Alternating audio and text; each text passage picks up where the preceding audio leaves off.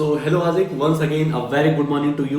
Welcome to our English grammar class जिसमें आज हम लोग स्टार्ट कर रहे हैं अपना एक नया chapter direct and indirect speech. ये डायरेक्ट इनडायरेक्ट स्पीच बहुत ही शानदार चीज़ है। जो भी चीज़ हम बोलते हैं वो कभी हम डायरेक्ट में बोलते हैं, कभी हम इनडायरेक्ट में बोलते हैं, तो उसी चीज़ को इंग्लिश में एक चैप्टर बना दिया गया है डायरेक्ट और इनडायरेक्ट स्पीच। ठीक है, तो बहुत ही आसान है। थोड़ा सा दिमाग रखोगे, थोड़ा सा कंसंट्रेट होकर देखोगे तो एक्सरसाइज एकदम हवा हवा कर दोगे, धुआं धुआं कर दोगे। सॉरी, ठीक है, तो बहुत ध्यान से समझना है। इस चैप्टर के 2 वीडियो बनाए जाएंगे, मतलब चैप्टर को 2 पार्ट में डिवाइड कर रहे हैं, तो 2 वीडियो में ये चैप्टर अपना कवर हो जाएगा। ठीक है, तो चलते हैं अपने चैप्टर की तरफ और देखते हैं आज हमें यहाँ पर क्या चीज़ों को डिस्कस करना है। एक शानदार सी स्टोरी है, उसको भी कवर करना है हमें, तो आ जाते हैं फटाफट। ये डायरेक्ट एंड इनडायरेक्ट स्पीच। ठीक है, ठीक है भाई, ठीक है, डायरेक्ट एंड इनडायरेक्ट स्पीच। अब इसमें अपना चैप्टर जो तुम्हारी ग्रामर की बुक है उसी को यहाँ पर रख दिया गया है पीपीटी के फॉर्म में, और देखते हैं यहाँ पर क्या है। यहाँ पर है एक भालू, कह रहे हैं रीड दिस कॉमिक स्ट्रिप, इस कॉमिक को पढ़ो। भालू कह रहे हैं वेलकम, वेलकम, किसका वेलकम कर रहे हैं? हमारा और तुम्हारा। अपनी दुनिया में हमारा और तुम्हारा वेलकम कर रहे हैं। Welcome, I want to introduce you to my lovely zoo, I want you to meet all my animal friends. कह रहे हैं मैं तुम्हारा स्वागत करता हूँ, मैं तुम लोगों का स्वागत, हमारा और तुम्हारा, ठीक है, मैं आप लोगों का स्वागत करता हूं और अपने इस प्यारे जू में आपका वेलकम करता हूं, और अपने जितने भी एनिमल फ्रेंड्स हैं उनसे मैं आपको मिलवाना चाहता हूं। फिर भालू कहता है look around and see how clean माई जू इज। भालू कह रहा है लुक अराउंड, चारों तरफ देखो। हमने आज सुबह से पता चला था कि हाजी कोर्सर जी हमारे जू में घूमने आएंगे, तो हमने पूरा जू सवेरे 4 बजे उठ करके चमका दिया है। तो भाई सब चमकाए हैं तो कहेंगे ना, अरे देखो हमारा जू कितना कंप्लीट है, जो कितना अच्छा दिख रहा है। अपनी तारीफ करना चाहते हैं तो कह रहे हैं देखो चारों तरफ और देखो हमारा जू कितना क्लीन है। चलो तारीफ कुछ कर देते हैं, हाँ भाई साहब फूल लगाए हैं ये लोग, तो ठीक है, बढ़िया, वेरी गुड भालू। ठीक है, घर वर भी इनके अच्छे हैं, तो इस तरीके से भालू काफी अच्छा है इनका घर। ठीक है भाई, तारीफ कर देना चाहिए, वरना भालू बहुत ही खतरनाक होता है। ठीक है, जानते हो नहीं जानते, भालू इज वेरी खतरनाक। उसके बाद तितली बोलती है, तितली क्या बोल रही है? We love our zoo so much that we see to it that the zoo is always clean. तितली कहती है हमें जू अपना बहुत प्यारा है, सबको अपना घर प्यारा होता है। तुमसे कहते हैं चले आओ हमारे घर, चले चलो संडे को, कहते हो नहीं सर हमारा घर सबसे प्यारा। तो उसी तरीके से तितली भी कहती है कि हमारा घर मुझको इतना प्यारा लगता है कि इसको मैं हमेशा क्लीन किए रहती हूँ, एकदम साफ किए रहती हूँ। ठीक है, तितली अपनी भी तारीफ करना चाहती है कि सिर्फ भालू ही नहीं, मैं भी साफ करती हूँ इसको। आगे चलो, we recycle the waste and do not throw litter around. तितली कहती है कि हम जो वेस्ट प्रोडक्ट निकलते हैं उनको हम लोग रिसाइकल करते हैं, वापस से हम लोग उसको यूज में ले आते हैं, ऐसे काम करते हैं। और इधर उधर लिटर अराउंड मतलब हम अपने वेस्ट को इधर उधर फेंक नहीं देते हैं, उससे हमारा जो गंदा हो जाएगा, ऐसा काम हम लोग नहीं करते हैं। वी आर वेरी अच्छा बच्चा। उसके बाद विजिट आवर जू सून, तो तितली और भालू हैप्पीली हैप्पीली बाय बाय कर रहे हैं और कह रहे हैं कि हमारे घर में फिर आना, हमारे घर में फिर आना। बहुत जल्दी यार हम लोग को विदाई दे दी ये लोग कि भागो भागो भागो। Now if you read this as a paragraph without the pictures it would be like this. कह रहे हैं कि जो चीजें यदि पिक्टोरियल फॉर्म में ना होता तो हम इसको कैसे पढ़ रहे होते, कैसे पढ़ते? भालू said welcome, I want to introduce you to my lovely zoo, I want you to meet all my animal friends, look around and see how clean my zoo is। यदि पिक्टोरियल फॉर्म में ना होता तो इसी तरीके से पढ़ते कि भालू ने कहा welcome, I want to introduce you to all my lovely zoo, I want you to meet all my animal friends, इधर उधर। मतलब कि जो भी भालू ने कहा उसको हम एज इट इज उठा करके वहां से यहां पर रख दिए, कॉपी एंड पेस्ट किए, कुछ भी नहीं किए। ठीक है, तितली द बटरफ्लाई से, तितली क्या कह रही है? We love our zoo so much that we see to it that the zoo is always clean, we recycle the waste and do not throw litter around. कुछ सुना हुआ लग रहा है, अभी तो पढ़े थे। तितली ने जो कहा उसके वर्ड को हमने एज इट इज उठाया और यहाँ पे रख दिया, कुछ भी एक्स्ट्रा मेहनत नहीं की, बस आगे तितली द बटरफ्लाई से लिख दिया। कॉमा, इन्वर्टेड कॉमा, ध्यान रखना इस बात का, ये कॉमा लग रहा है और इन्वर्टेड कॉमा लग रहा है। भालू सेड उसके कॉमा इन्वर्टेड कॉमा, उसके बाद भालू ने जो कहा है उसको हमने यहाँ पर एज इट इज रख दिया, कोई छेड़छाड़ नहीं। फिर जब सेंटेंस खत्म हो गया तो फुल स्टॉप, उसके बाद वापस से इन्वर्टेड कॉमा हम क्लोज कर दिए। तितली ने कहा। उसके बाद दोनों ने मिलकर कहा, भालू एंड तितली वेव्ड हैप्पीली एंड सेड, दोनों ने हाथ हिलाते हुए बाय बाय कहते हुए ये बोला, विजिट आवर जू सून, हमारे जू में जल्दी आना। समझ में आ गया? समझ में आया? तो इन लोग की कहानी, ठीक है। There is another way to write this paragraph, read the passage below. कह रहे हैं जो भी ये सब लिखा हुआ था इसको एक और तरीके से हम लोग लिख सकते हैं, एक और तरीके से लिख सकते हैं। वो तरीका क्या है? वो तरीका है, भालू welcomed us and said that he wanted to introduce us to his lovely zoo. भालू ने कहा कि वो हमारा वेलकम करना चाहता है, वो हमारा वेलकम करता है और अपने दोस्तों से मिलवाना चाहता है। He added that he wanted us to meet all his animal friends. वो अपने जू में जितने भी एनिमल फ्रेंड्स हैं उनसे इंट्रोड्यूस करना चाहता है। He asked us to look around and see how clean his zoo was. और वो हमसे कहता है कि जू के चारों तरफ देखो और देखो कितना यहाँ पर साफ सुथरा है। तितली the butterfly told us that they loved their zoo so much that they saw to it that the zoo was always clean. तितली कहती है कि हम अपने जू को, तितली हमसे कहती है कि हम अपने जू को इतना साफ किए रहते हैं और कि हमें बहुत वो प्यारा है, जू हमें बहुत प्यारा है, इस वजह से हम अपने जू को बहुत साफ किए रहते हैं। उसके बाद she informed us that they recycle the waste and did not throw litter around. और वो कहती है कि हम अपने और वो कहती है तितली कहती है कि वो अपने जो भी वेस्ट हैं उसको रिसाइकल करती है, इधर उधर वेस्ट को नहीं फेंकती है। बोथ भालू एंड तितली waved happily and asked us to visit their zoo soon. और उसके बाद वो लोग दोनों लोग हैप्पीली वेव करते हैं और कहते हैं कि वे कहते हैं कि उनके जू में वापस फिर से आइएगा। देख रहे हो, इसमें हमने भालू के साथ छेड़छाड़ नहीं की है, भालू के वर्डिंग के साथ छेड़छाड़ की है। भालू से छेड़छाड़ मत करना भाई साहब, बहुत खतरनाक इंसान होता है, ठीक है। तो भालू के वर्डिंग के साथ जो भी वो बोला था उसके साथ हम कुछ इधर उधर कर दिए हैं। इसके पहले वाले पैराग्राफ में कुछ नहीं किए, जैसा भालू ने बोला वैसा ही लिख दिए, इसमें कुछ छेड़छाड़ किए। तब जब ओरिजिनल वॉइस को, ओरिजिनल वर्डिंग को हम रख देते हैं एज इट इज, तो वो है डायरेक्ट स्पीच। जब ओरिजिनल में हम कुछ कहते हैं चेंजेस ला देते हैं तो वो होती है इनडायरेक्ट स्पीच। ये थोड़ा सा बेसिक तुमको डेफिनेशन दे दिया। As you can see there is no change in what is being said, but there is a lot of change in how it is being said. ठीक है, दोनों में देखा जाए तो मीनिंग में ज्यादा कुछ फर्क नहीं है, लेकिन वो कैसे कहा जा रहा है, कैसे उसको प्रेजेंट किया जा रहा है, वो थोड़ा सा अलग है। This is because in the first paragraph we have direct speech. पहले वाले पैराग्राफ में डायरेक्ट स्पीच थी, एज इट इज। यदि मेरी बात को तुम एज इट इज बोल देते हो कि सर ने कहा कि वो संडे को मारेंगे, सर ने कहा मैं संडे को मारूंगा, तो ये है डायरेक्ट स्पीच। सर ने कहा कि वो संडे को मारेंगे, ये हो गया इनडायरेक्ट स्पीच। समझ में आया? जैसे हमने कहा कि हाजिक ने कहा, कॉमा इन्वर्टेड कॉमा, मैं संडे को party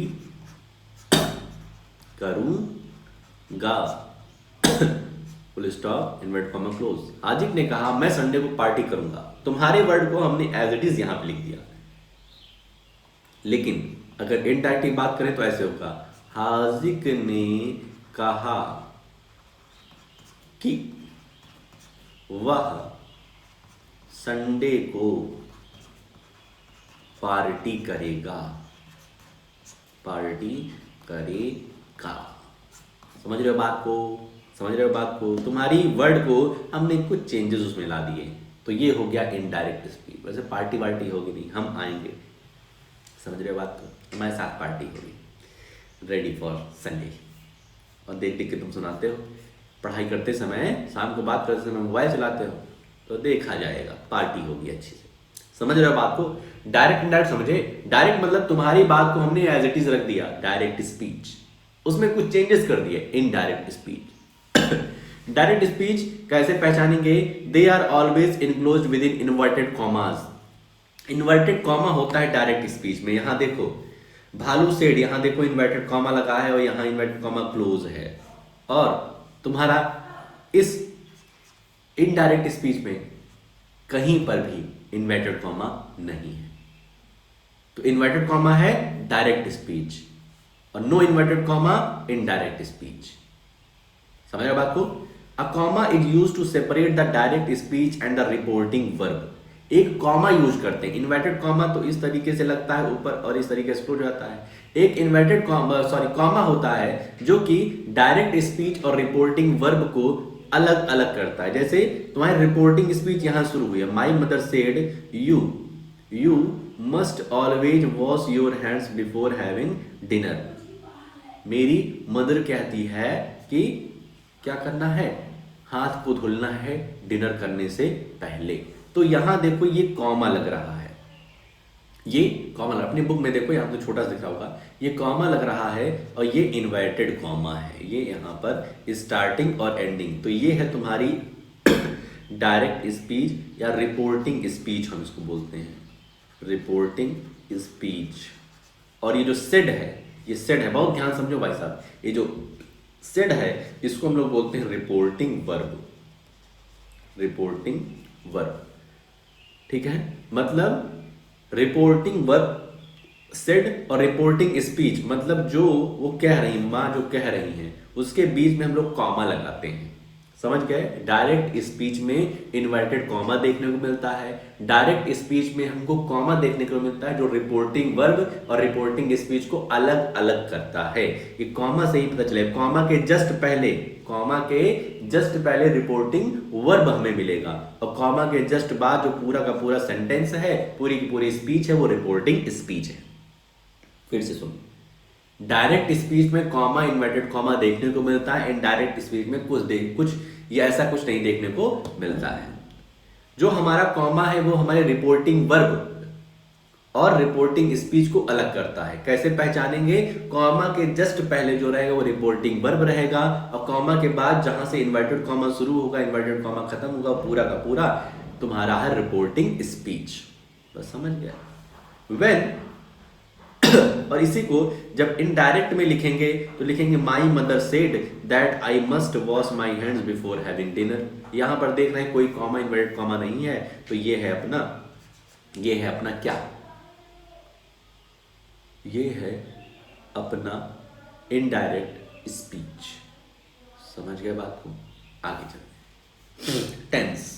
When direct speech is changed into indirect speech, changes occur in। जब भी हम डायरेक्ट स्पीच को इनडायरेक्ट में बदलते हैं तो कुछ चेंजेस होते हैं। वो कौन कौन से होते हैं बहुत ध्यान से समझना है।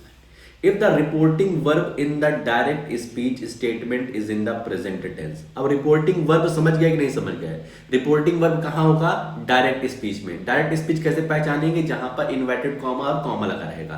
तो कॉमा के जस्ट पहले जो भी वर्ड तुमको दिखेगा, सेड रहेगा, से रहेगा, विल से रहेगा, तो वो क्या है? वो हमारे रिपोर्टिंग वर्ब है। रिपोर्टिंग वर्ब डायरेक्ट स्पीच की रिपोर्टिंग वर्ब यदि प्रेजेंट टेंस की है, प्रेजेंट टेंस अगर तुम समझ रहे होगे तभी समझ पाओगे इसको। प्रेजेंट टेंस क्या होता है? जब इस समय की बात हो रही, प्रेजेंट की बात हो रही है, then it remains in the present tense in the indirect speech statements too. अगर तुम्हारा रिपोर्टिंग वर्ब प्रेजेंट टेंस का है तो रिपोर्टिंग स्पीच में कोई भी चेंजेस नहीं होंगे। यदि हमारा रिपोर्टिंग वर्ब मतलब कॉमा के पहले अगर हमारा वो प्रेजेंट टेंस का है तो अंदर टेंस में कोई भी चेंज नहीं होगा, उसका टेंस जो रहेगा वो सेम टू सेम रहेगा। जैसे यहां पर है माई फ्रेंड से, कॉमा के पहले रिपोर्टिंग वर्ब से है, से पता चल रहा है कि वो इस समय कह रहा है, प्रेजेंट की बात कर रहा है, तो से एक क्या है? प्रेजेंट टेंस है। तो यहां पर देख रहे हो कि टेंस में चेंज नहीं हो रहा। माई फ्रेंड से रे इज वेरी हैंडसम, तो उसको इनडायरेक्ट में बदल रहे हैं, तो कह रहे हैं माई फ्रेंड से दैट रे इज वेरी हैंडसम। देख रहे हो हम टेंस का चेंज नहीं कर रहे हैं, टेंस में कोई चेंज नहीं कर रहे हैं। देखो और अगर एग्जाम्पल लें और इसी का एग्जाम्पल लें, अच्छे से समझते हैं भाई।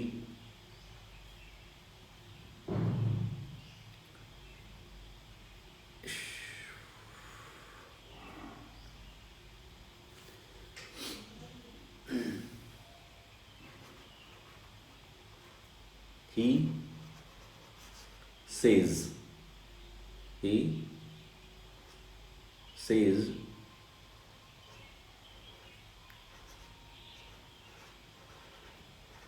Komal is a good girl. He says Komal is a good girl. वो कहता है कि कोमल एक अच्छी लड़की है।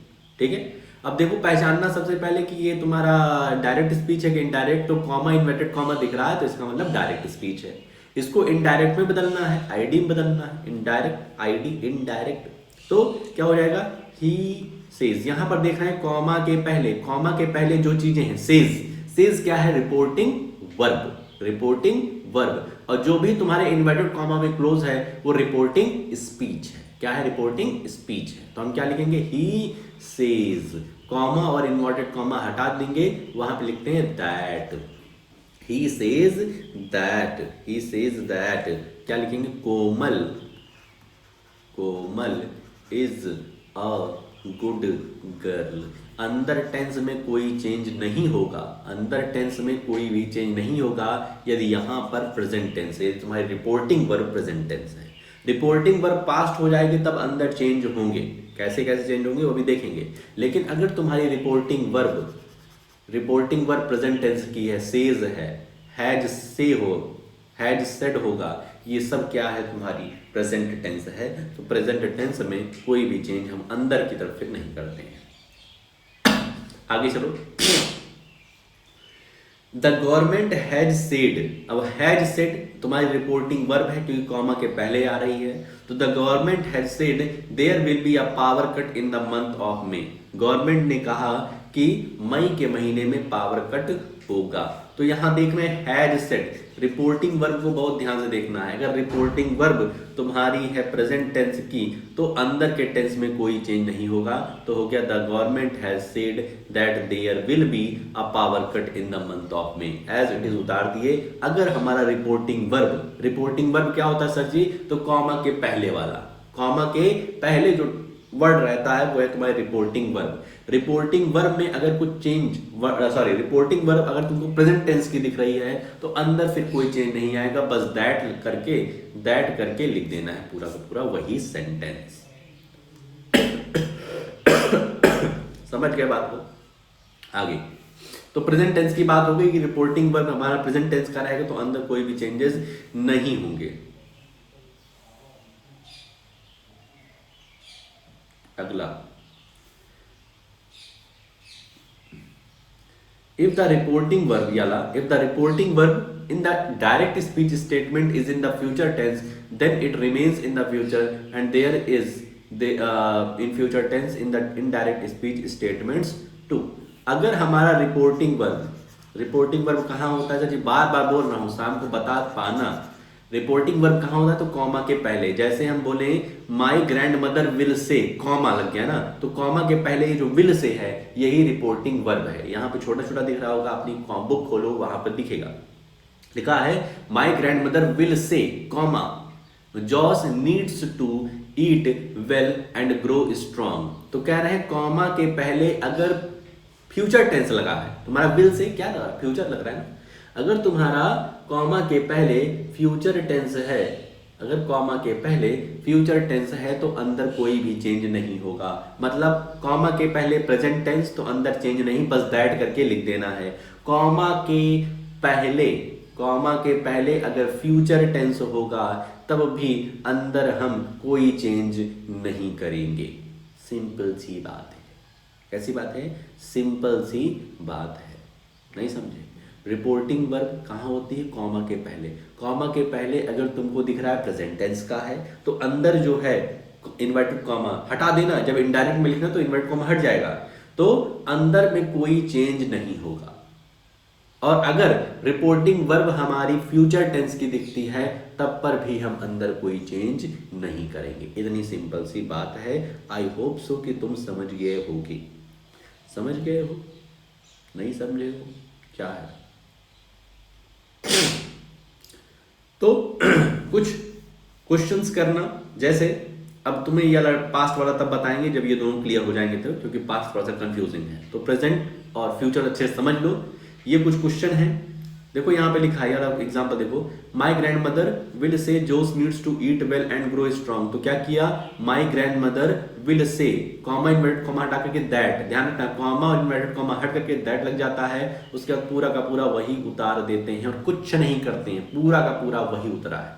ठीक भाई, समझ रहे हो?